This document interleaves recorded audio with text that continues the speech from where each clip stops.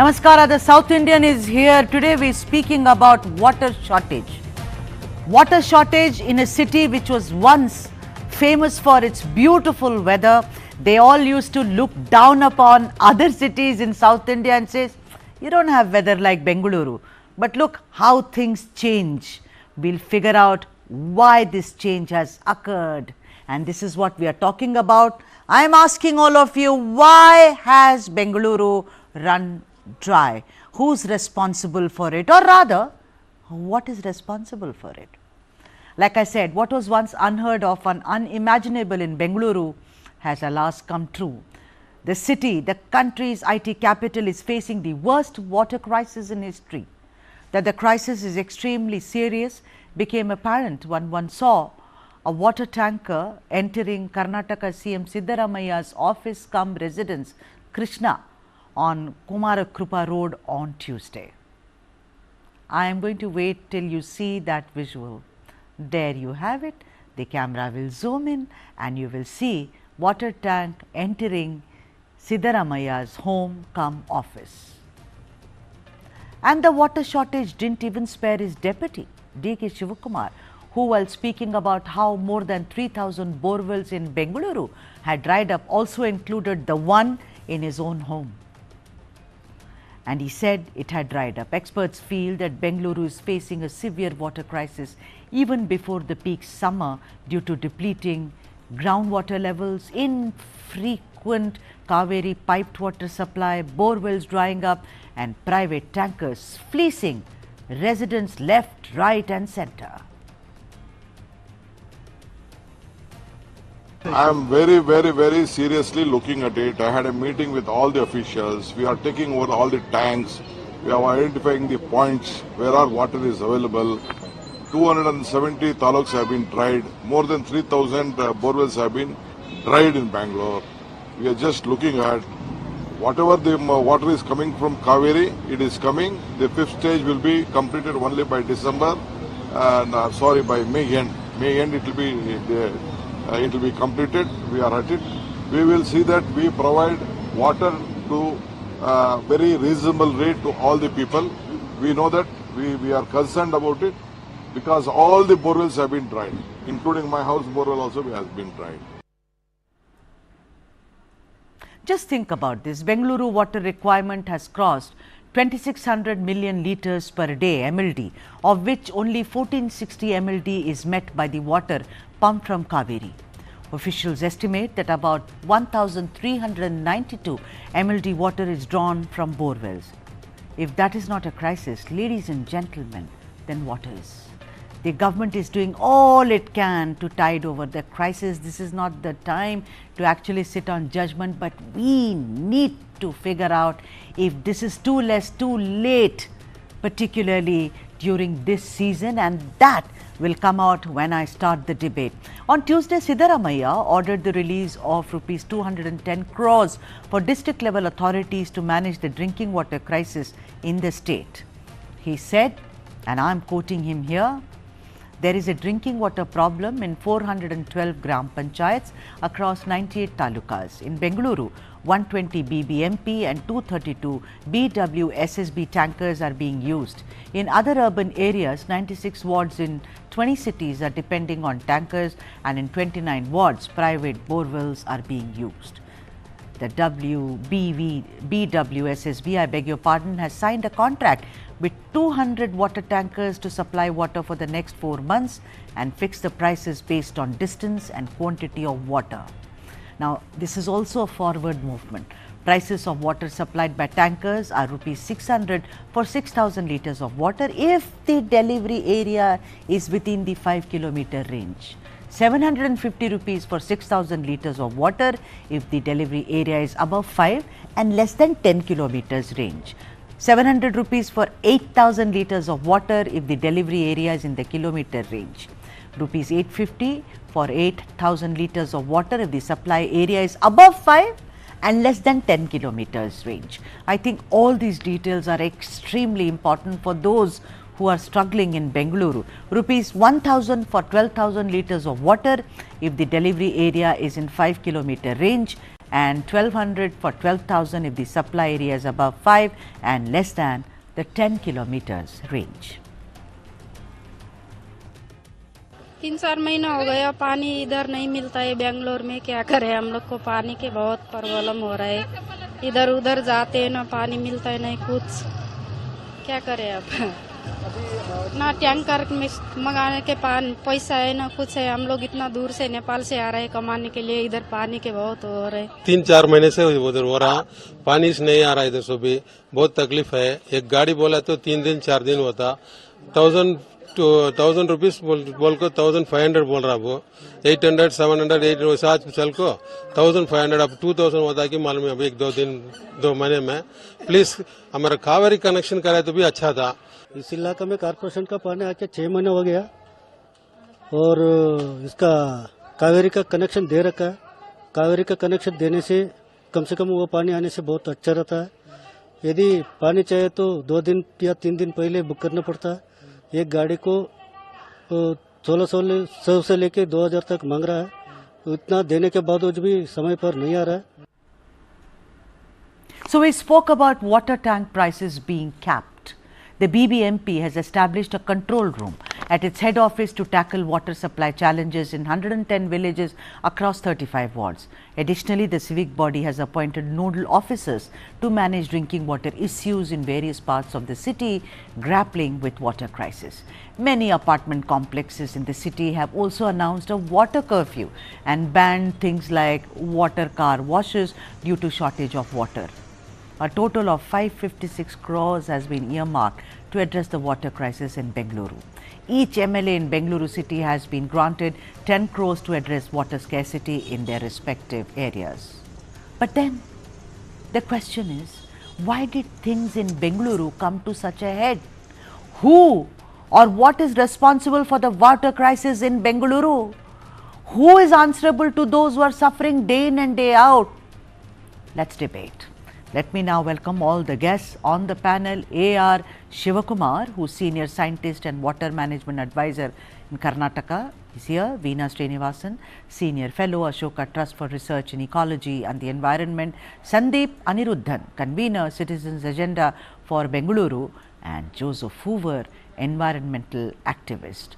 A very, very warm welcome to all of you on the show. Look, you read the newspapers or you talk to the reporters. There are several reasons that they list for it. I'll give you reasons and I will go across the table, round the table rather, to find out what do you think is the main reason.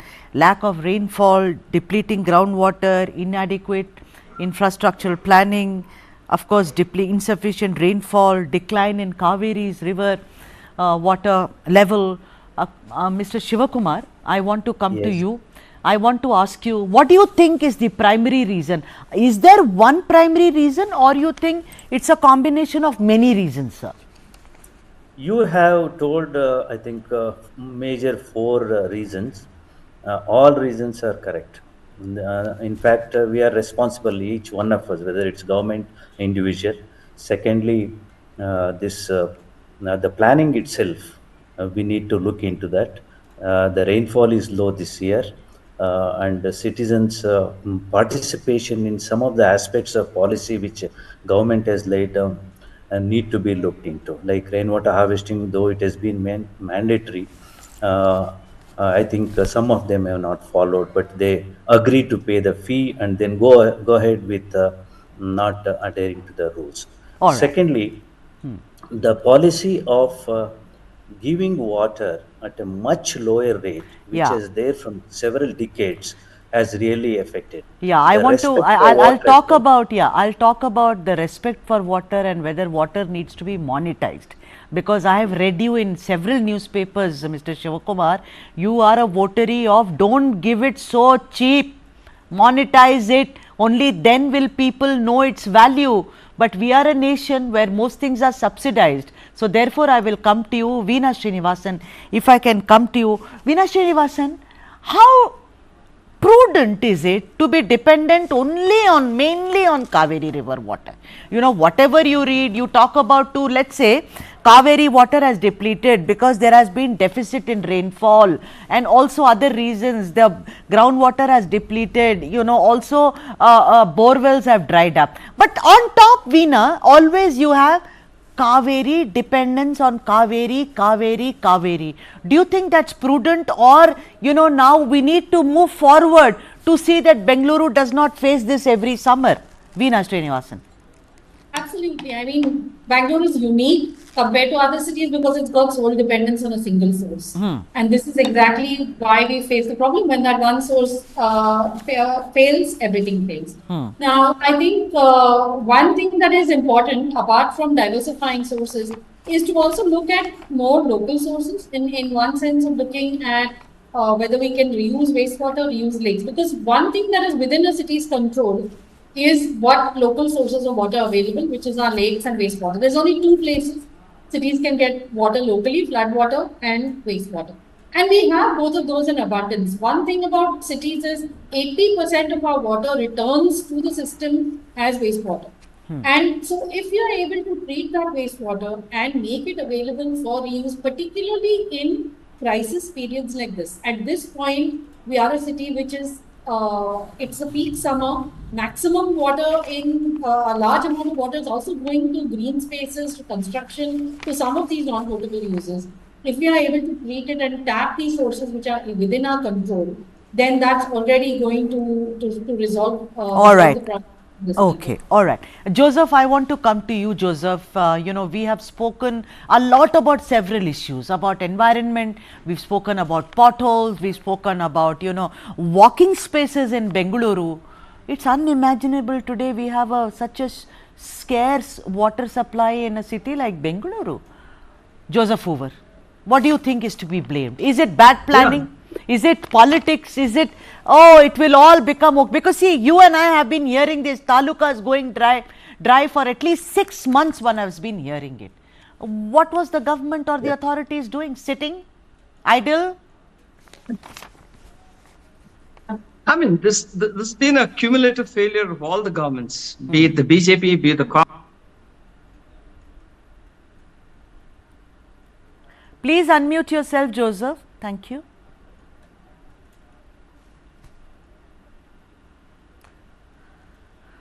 Yeah, one can't hear you, Joseph. Okay, I'll get his audio checked. Sandeep Aniruddhan, you are somebody who's been fighting for your area. I see that, that you've been at it.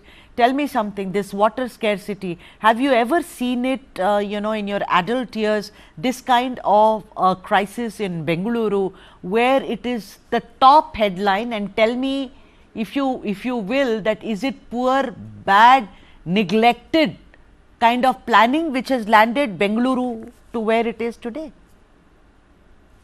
Sudha, thanks for having me on the show. See, we have had the same situation last year as well, and the year before that, and the year before that. It's just that the scale is increasing year on year. If we remember right, last year, the neighboring district of Anekal had banned borewell tankers from taking water from Anekal to Bangalore because it wasn't sufficient for them. Right now, most of the borewell tankers bring their water from outside Bangalore. They're coming from neighboring districts, and I'm pretty sure all of them will be chased away very soon because all of those districts will go through their own needs, and there will be these water wars. And right now, the water wars are happening in multiple ways. City residents are up in arms against PG buildings and commercial buildings because they are sucking out water at a much higher pace, and normal residents are not getting water. Public borewells are drying up. And it's very funny that the Kaveri, the specialists say that there is enough water in Kaveri to last the next 2 months. Right. And we are getting 1,450 MLD water. But where is that water going? Why is the shortage there then? And if it's possibly because groundwater is completely drying up now due to complete abuse of groundwater, which is largely used for construction. Can you understand that area? The entire Bengaluru is been declared a red zone by the Karnataka Groundwater Authority, which means no borewell drilling permits are given except for public groundwater, public borewells. But you'll see commercial borewells and construction sites. These are the ones that are drilling borewells every day, and there is absolutely no enforcement. So this is something it's been coming to us, and the authorities Yeah, but now are the in- government, Sandeep, they are saying, government is saying let construction work stop, don't wash your car, don't drink too much water, etc., etc. I'm being facetious. But obviously, this is being done, as an afterthought. So, speaking to the four of you, it is very clear it's bad planning. It is not being prudent. It's not being very vigilant about that this is going to hit us. What are the reasons? Why Bangalore is running dry? I'm taking a short break, but I'm coming back and figuring out more reasons as to why this beautiful city is running dry. Stay with us. Start with the end in mind. You need to know where you want to reach. Every morning that we wake up, we are exercising our choice. The destiny is decided. The results are known that I'm going to win. Life of a goalkeeper is something which has always intrigued me. When you come into a stadium, this is the highest level of pressure. When I set out to do something, I decide in my mind that failure is not an option. What you feel very strongly about, those are the stories to tell. I have a mind which is absolutely restless. Mind and body are entangled sensations. That brings me back to golf. It's an amazing game. This is not a perfect game. You only learn from them. If you have a formula to a success, then you can replicate it. I feel this is my first step. I'm starting now. Winner is first born in the mind. I think, therefore I am. We are all about our mind.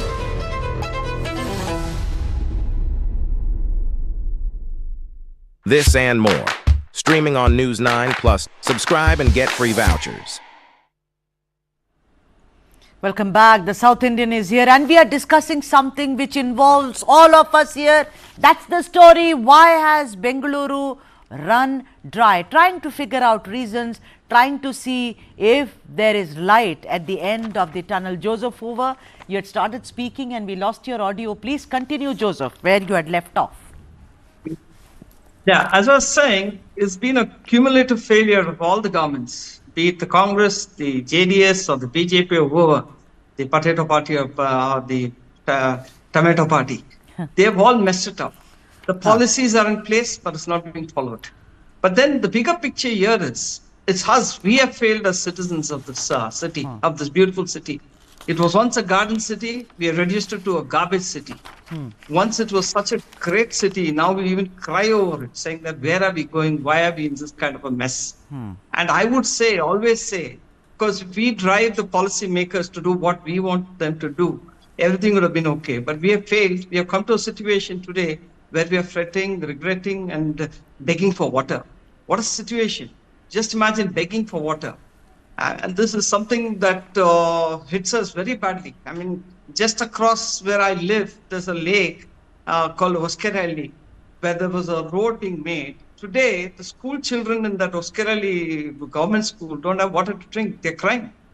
The similar state everywhere across the city.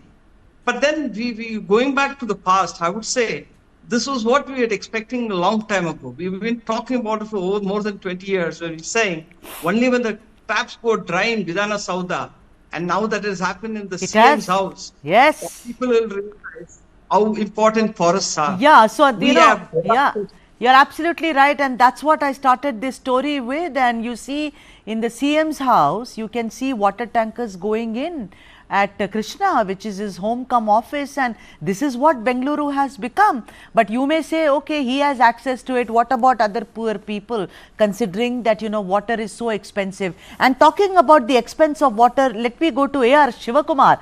A.R. Shivakumar, you started this conversation by saying, listen, water is very cheap. Please monetize water. For instance, what I was reading, what you had also spoken about in one of the reports is, for 1,000 liters, someone pays 7 or 8 rupees. Am I right? Is that the rate? Yeah. So that's please, the first slab. Yeah. So first, just for the benefit of the viewers, why do you think if water is monetized, there'll not be this kind of crisis going forward, Shivakumar? As of today, Bangalore heavily depends on groundwater. Right.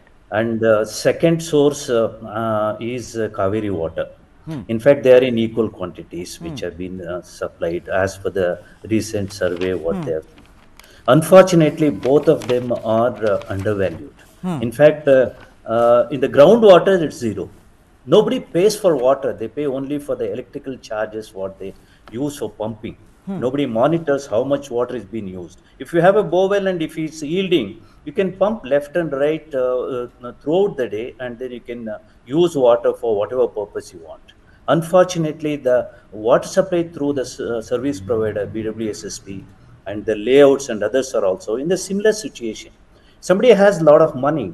You want to get, suppose if there is water flowing in your pipelines, if you want to get 1 lakh liter per day, and if it is coming and you have it, you just need to pay the money for that. Why don't you ration it today? Because Bangalore is in such a crisis. People need at least 8 to 10,000 liter per family for 1 month. For the But how do basic you needs. ration it? I mean, that will create a major it's very kind of. simple. How do you Yeah, I ration know. water?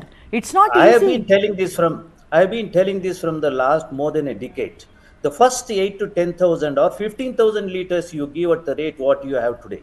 Okay. Suppose if it crosses, say 10,000 liter, the 11,000 liter, don't give it at 15 rupees or 20 rupees. Veena, Give do it you at agree? 200 rupees. Yeah. So, what Shivakumar, Veena, do you agree? Then I have read reports about many people saying, then look at 5-star hotels where you and I can bathe in a bathtub which wastes so much water. Why don't you have bucket baths? Why do you see? You can't ration water. Do you think any politician, any political group will do that, Veena? You know, today you're talking about rationing water. I have read that don't wash your car, don't, waste water this way, that way. You read all newspapers in Bengaluru, this is what they're talking about. But what is a holistic view? What is a holistic way out, Veena? Correct. I don't think the point that he was making was rationing. He was saying differential pricing. So he was saying everybody, and AAP has done this in Delhi, where you have the first 20,000 liters or 15,000 liters, which is given at a reasonable cost. And above that, there's a very, very big jump. And you pay that very, very big jump for the entire 20,000. Right? So if you go to 21,000 or even 20,001, you pay a big price for the entire thing. So there are models even within India that we can look at, where even water within reasonable price is very cheap. I mean, within reasonable consumption, cheap. The minute you overconsume, you pay a price. So I don't call that rationing. I call that rational pricing. And I think that was the point that was being made. But do you think it's doable going forward? Do you think political parties will agree in Bengaluru, the Congress? This is an election year. I mean, for me, you do that and that's it. This is going to, that's what I said. They had to think way before. It's like for your board exams in March, you can't be studying on 20th of February. Then you know what the results are. I mean, you can't, you got to start if you want to get good grades. Sandeep Aniruddhan, tell me something. You started by telling us, that what is it that ails. But, going forward, if you have to talk about it, do you think these measures, for instance, rationalizing the use of water, not rationing, but rationalizing the use of water, and also seeing to it that, how we do take precautionary methods. What is your thought about this, considering it is not so much central Bengaluru, correct me if I'm wrong, which is facing the crisis, it's the outskirts. Am I right or no, not true? So the CM's house and the deputy CM's house are in the most prestigious parts of Bengaluru. If BWSSB is not supplying water to them, then it's completely broken. Okay. Yeah. But anyway, I'll answer your question. See, whatever crisis, the calamity you are seeing today is an outcome of failure of, let's say, policy, planning and governance. So, broadly, you can classify it all as misgovernance. And this has happened over the last 5 to 8 decades. Today, we are paying the price for it. Why? Because when we build a city, let us go back 500 years. When Kempe Gowda wanted to set up a city in Bengaluru, he actually used to operate out of Yelahanka. He went and spoke to his mother about it. He said, I want to set up a city in this place called Bengaluru. The only response she gave was this: you want to build a city there, build lakes, plant trees. She spoke about building capacity in excess of what they needed. All right. So basically, the local residents of this area built capacity beyond their needs. They built 2,000 lakes in this district of Bengaluru, which could hold the 17 to 24 TMC of water that we receive as rains. All right. Today, after the British left us with their kind of thinking, which is colonial resource extraction and not really building the place, because they came as colonialists. They just wanted to use us. Unfortunately, we have become the colonialists now. We are colonizing our whole city. We don't believe in building, rejuvenating. We only believe in extracting. And that approach has got us here. Very good point. We had 2,000 lakes. We have destroyed all of them and we have only 400 septic tanks left. Yeah. Then we made a policy mistake by depending on a water source which was 100 kilometers away on an upward gradient, which is from Kaveri. Why? Because the moment we started getting that water in our taps, we started destroying every lake that we had in our city. You're absolutely right. Yeah, I think this is the best thing. You've said, Sandeep. No, but this apart, this is wrong policies, and there are multiple wrong policies we followed in terms of governance and planning. We have a city, we either build capacity for the population we are expecting or beyond it, so that we have abundance, or we limit ourselves to the capacity the city Hold has. that thought. Hold that thought. I have to take a break. I have to take a break. Hold that thought. But made a lot of sense that you don't build, you just keep extracting. And this is what we face today. Bengaluru running dry, ladies and gentlemen. Back after a quick break. Stay with us.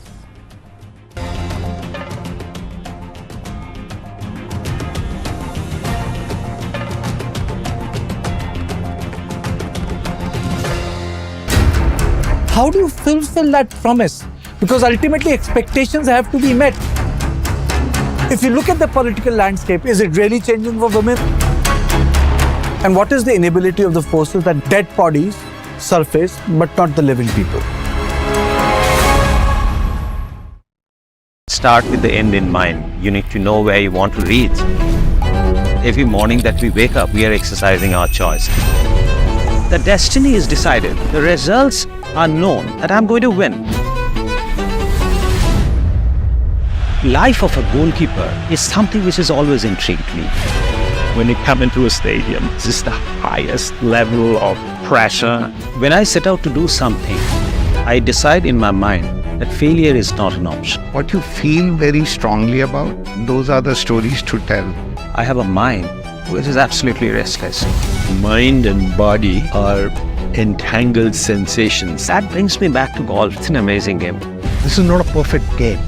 You only learn from them. If you have a formula to a success, then you can replicate it. I feel this is my first step. I'm starting now. Winner is first born in the mind. I think, therefore I am. We are all about our mind.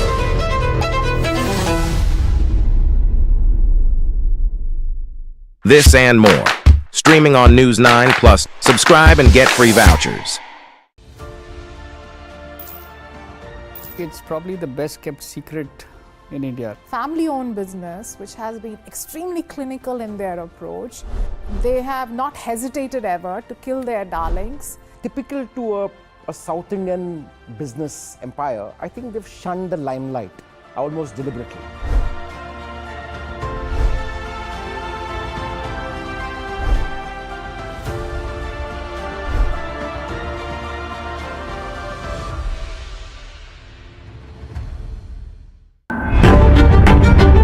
$20,000 people dead and counting.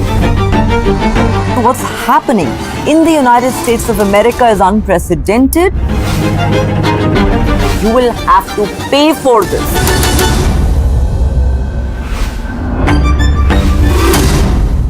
I try and convert almost everything in a kind of a mathematical formula.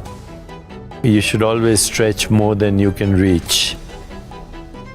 Listening is very important. Because if you don't listen, how would you know what the problem is? Everybody who's working in and around me, their personal well-being is also a responsibility that I carry. Great leaders have shared vision. This and more. Streaming on News9 Plus. Subscribe and get free vouchers. Film and entertainment is definitely one of the levers for any country to build its brand. We are getting global. I feel that we're just on the takeoff. More and more films are becoming language agnostic. content is a universal language. There's one audience in the world. Absolutely. End of the day, we all are like brothers who have mutual respect for each other from a different land. This and more. Streaming on News9 Plus. Subscribe and get free vouchers.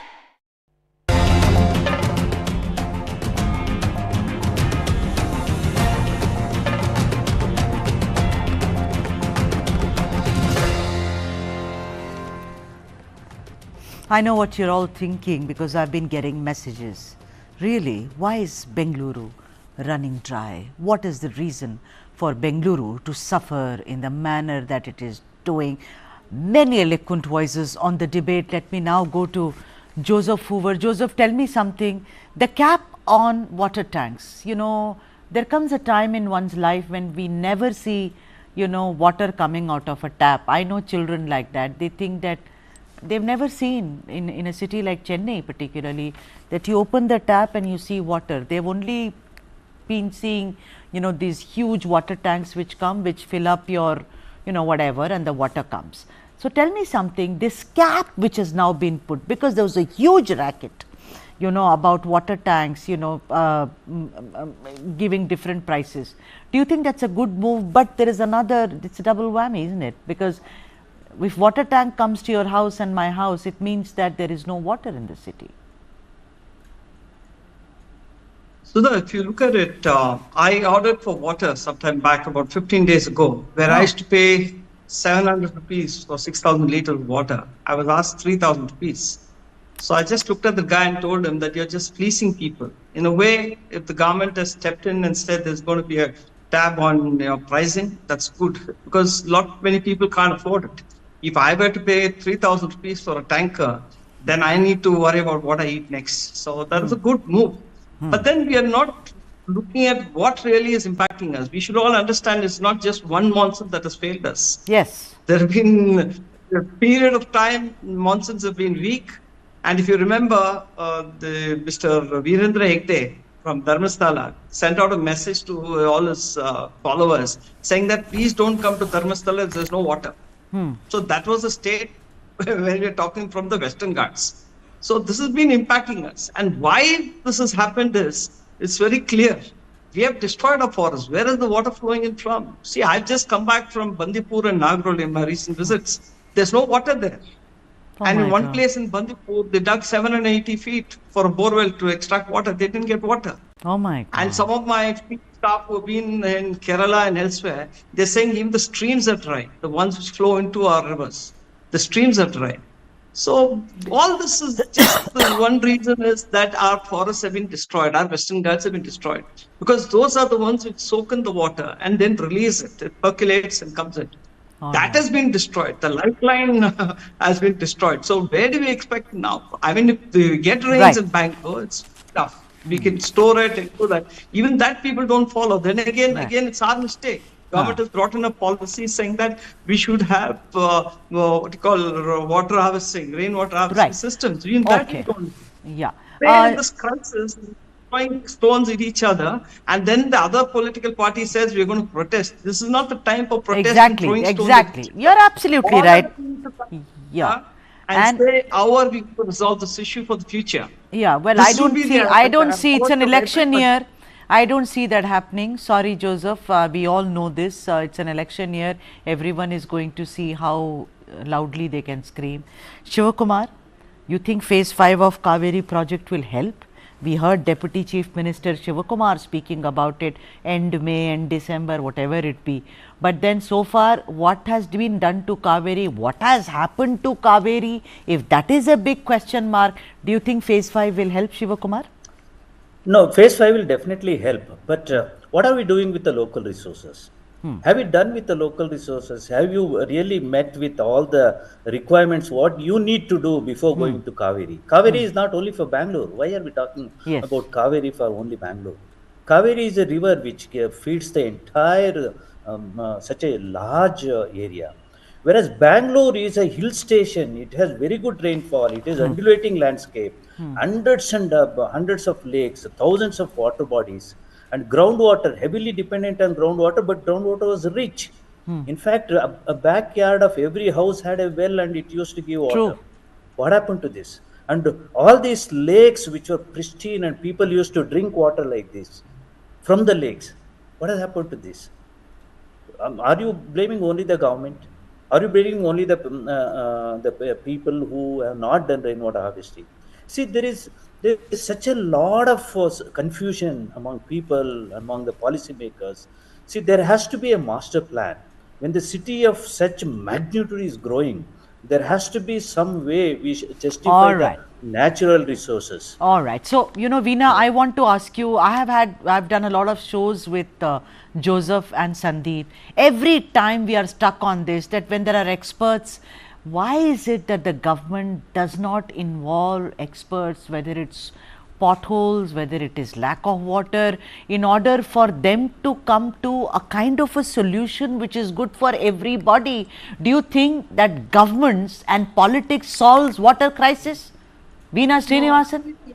Absolutely not. I think one thing we are terrible at is doing what I call very fine work, because we love to do large projects because we know that that's kind of where the vanity projects which bring in a lot of money and so on are. A lot of solving the kinds of solutions that we've been talking about, they're almost boring, but they require very fine detailed work. Agencies have to work with each other. The laws have to be consistent. They have to be communicated to citizens. You have to create citizens who have to be willing to pay for the water. All of these, which the rest of the developed world has figured out. There's no great rocket science here.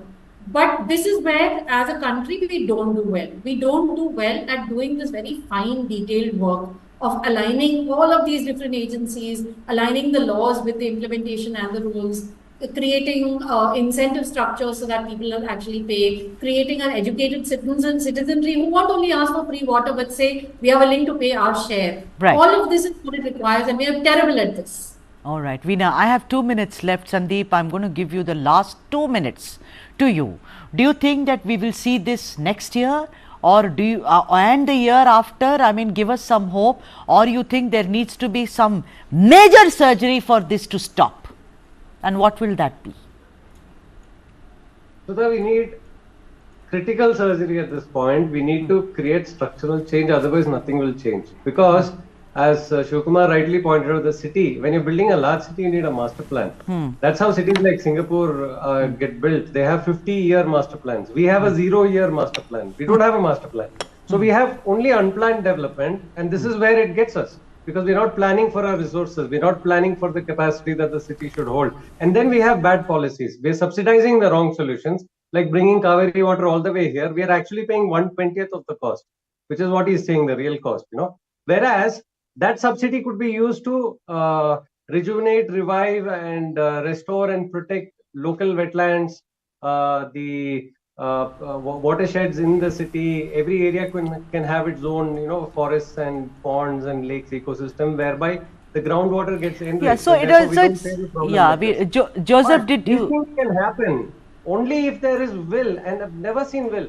1992 is when the 74th Amendment was passed. It's 3 decades. We still don't have a planning authority for the city. All right.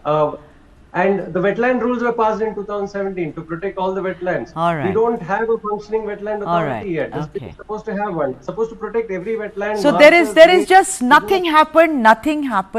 I don't think politicians and politics is going to solve that. Joseph, you were raising your hand quickly. 30 seconds to you. 30 seconds. 15 seconds will do. I was in the midst of this crisis, when all of Bangalore is crying for water.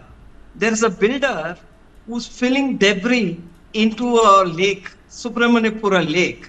Debris is being dumped there.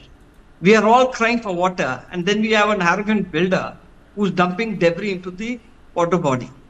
What do we make out of this? This is Bengaluru. This is the attitude of people. But this is so sad that this is what Bengaluru has become, Joseph. This was not Bengaluru. But it's very, very clear from all the esteemed guests who joined on the debate today, Sandeep, Aniruddhan, Mr. Shivakumar, Veena Srinivasan and Joseph Hoover, that it's not in the hands of, politics and politicians. They can't do anything about it.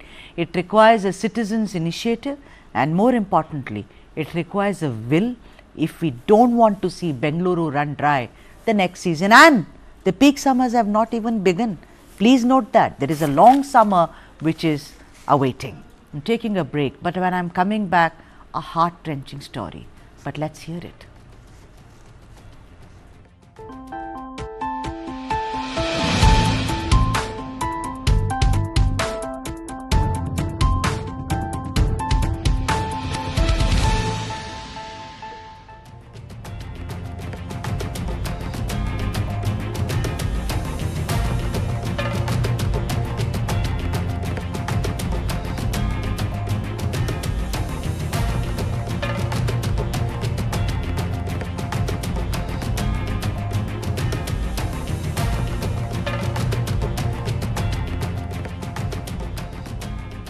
There are some stories which you don't want repeated. When I read this story, I just wanted to avert my eyes. But it's a story we all need to know so that it doesn't repeat itself. Look at that. Hyderabad man dies fighting for Russia. I know you're very surprised. What's a man who's from Hyderabad, an Indian, what was he doing in Russia? You remember there was a time when we heard of many stories of how bogus agents promised innocent youths jobs and later duped them of both money and dignity. And when heard of Hyderabad's Mohammad Asfan, it only went to prove how easy it is sometimes to cheat young men and women of their dreams, future, and in this case, life. Mohammad Asfan, who was all of 30 and a resident of Bazarghat in Nampalli, was fraudulently recruited into the Russian army and tragically lost his life in the ongoing Russia-Ukraine war. A few months ago, this young man proceeded to Russia after he was promised a job by a fraudulent travel agent as a helper to the Russian army. That was what he was promised, but that was not to be. He was inducted as part of a group of 20 Indian youths into the Wagner Group private army to fight for Russia in its war against Ukraine. There was of course talk about how Indian youth were being duped to go join war zones at Mariupol, Kharkiv and Donetsk in Ukraine. Mohammad Asfan's family had apparently spoken to him last in December of 23 and since then had tried to figure out his whereabouts. Later, they reached out to AIMIM chief and Hyderabad MP Asaduddin Owaisi seeking his help in bringing him back from Russia. However, when AIMIM contacted the Indian embassy in Moscow, the officials confirmed that Asfan had died. Baba blocks के जरिए गए थे ये लोग जी।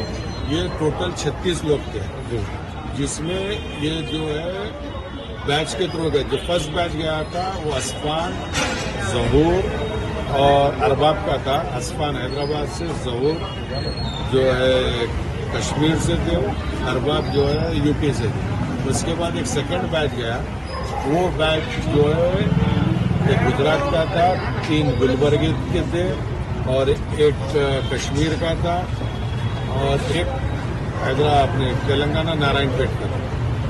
ये second batch गया था।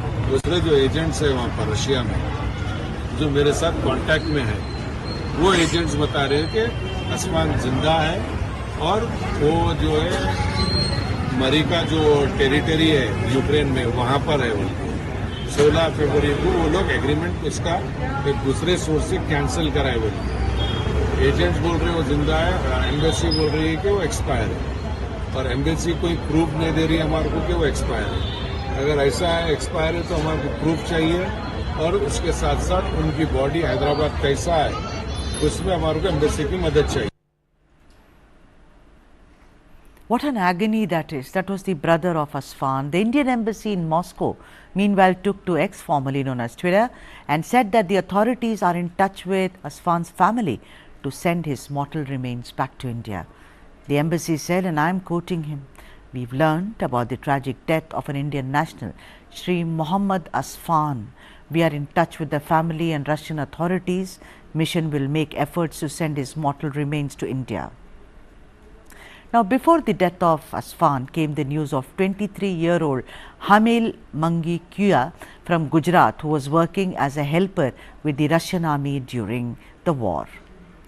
Now, this person was also killed in an airstrike by Ukraine on 21st of February in the Donetsk region of the Russia-Ukraine border. The death of Asfan and Mangukia is unfair on several counts, ladies and gentlemen, but what is most important is to ensure that Indian youths don't lose their lives in a war which is between two different countries. However, the Ministry of External Affairs said last month that the Indian government is trying its best for an early discharge of Indian nationals who are working as support staff to the Russian army. Let me quote what it said. It said, "It is our understanding that there are 20-odd people, that is Indians, who have gone there to work as support staff or as helpers with the Russian army. We are trying our level best for their early discharge." This is a time when we Indians have to keep our hopes up. What with the way the MEA brought back the naval officials safe and sound from Qatar, one hopes that there are no more deaths in Russia-Ukraine war of our young man like this man from Hyderabad, Muhammad Asfan. And with that, it's a wrap on the South Indian show. I'll be back tomorrow with lots more. Thank you for watching. Namaskaram.